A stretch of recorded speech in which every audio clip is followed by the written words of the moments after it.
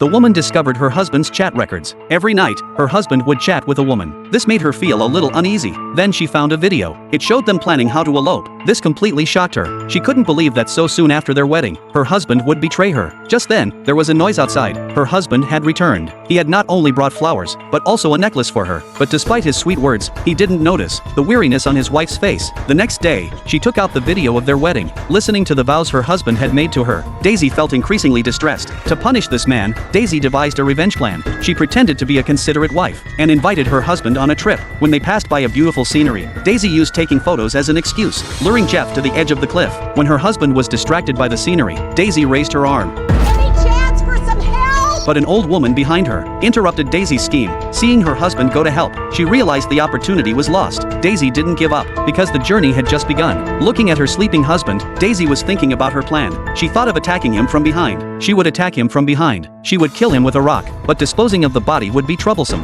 If she caused an accident while camping, she could lure a black bear into the tent. That would also have a high chance of success. An easier method would be to act while Jeff was driving, but that would be too risky. She might end up in an accident herself. The next day, Daisy checked the itinerary. She found a kayaking opportunity. She planned to dispose of her husband in public, without arousing any suspicion. Daisy took out the prepared knife. When no one was paying attention, she cut open her husband's safety harness. As everyone boarded the boat, Daisy sat down and adjusted her position. Watching her husband put his feet inside, she sighed in relief. Soon they began paddling downstream. The river became turbulent. Daisy knew that in the turbulence, the safety harness would lose its support. Even an experienced person would be thrown into the water. And in such a situation, no one would be willing to risk a rescue. Then a huge wave hit.